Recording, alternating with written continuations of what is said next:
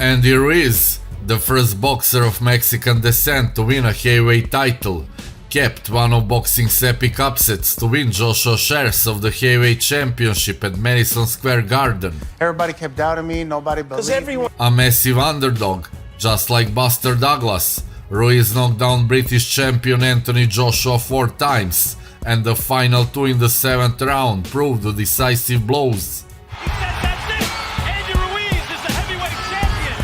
Ruiz, fighting out of Imperial, California, was looked upon as a talented fighter who needed to lose the fat. At 6'2", Andy Ruiz is one of the shorter heavyweights and has showcased his impressive hand speed in various fights. Despite possessing a high percentage of body fat, Ruiz has incredibly fast combinations and is willing to let his hands go. I love fighting bigger guys, you know.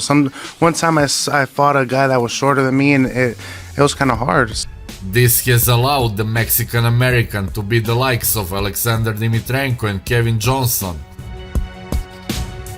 In his last fight under renowned trainer Eddie Reynoso, Andy Ruiz claimed a 12-round unanimous decision victory against Chris Arreola.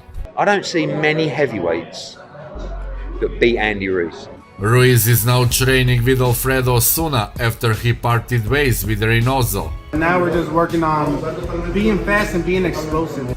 Welcome to Boxing Extra channel. Press like and subscribe, and let's take a look at story about first Mexican American heavyweight world champion.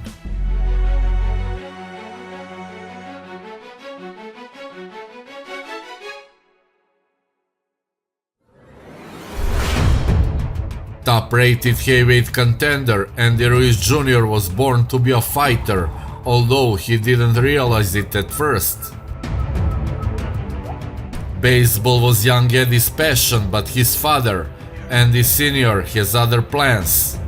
I was 6 years old when I first went into a gym, and my first amateur fight I was 7 years old. The elder Ruiz pushed his son into boxing, forcing him to give up baseball to study the sweet science daily. Everyone underestimated me because I was this little kid, chubby little kid, and everybody's like, man, where does he have all this energy from? Ruiz Jr. began his amateur career in Mexico, accumulating a 105-5 record and winning several national championships. Ruiz would go on to make it to the qualification stage for 2008 Olympics as part of the Mexican squad, although he ultimately fell short of making it the games. A 19-year-old Ruiz made his professional debut on March 28, 2009. Quick-fisted guy, he knows how to fight on the inside, he's a Mexican-style heavyweight. He wasted no time in settling into the professional scene. The Destroyer racked up an impressive record of early finishes, fighting in Mexico and as well in casinos north of the border. He's got the skills, he's got the talent. If he can do it at 60%, imagine what he could be at 95%. On December 20th, 2014, Ruiz beat former WBO heavyweight champion Sergey Liakovich by 10-round distance. Andy Ruiz is absolutely a terrific fighter.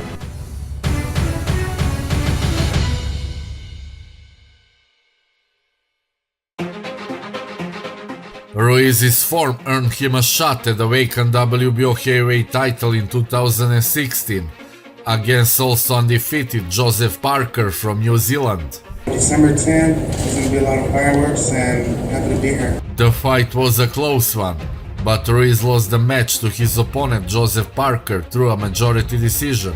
I think I got the win, or at least that was a draw. Ruiz didn't compete in 2017, but got back in the ring in 2018 for fairly low-key bouts against Devin Vargas, Kevin Johnson and Aleksandar Dimitrenko.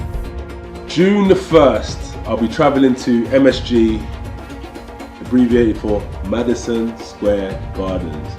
On June 1st, 2019, Ruiz shocked the world. Anthony, don't underestimate this little fat boy. I'm coming for you. In a heavyweight bout against the heavily favored Anthony Joshua, Ruiz was floored by a big left hook in the third round. It was my first time getting dropped. I got up, man, and I just throwing bombs. Ruiz made it to his feet, though, and put Joshua on the canvas twice before the round ended.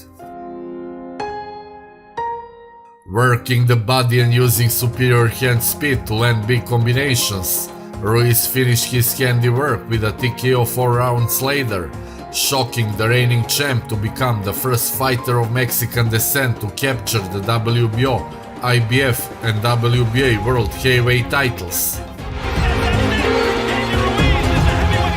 Ruiz gained a ton of weight before his second fight with AJ. On December the 7th in Delia, we do it all again.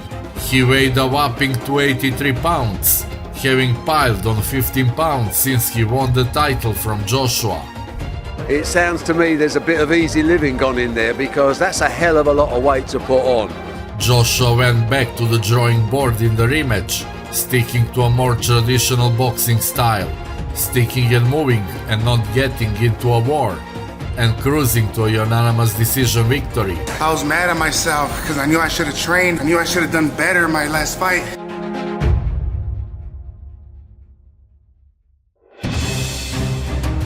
The Southern Californian has fought just once since the rematch, a May 2021 decision win over Chris Arreola.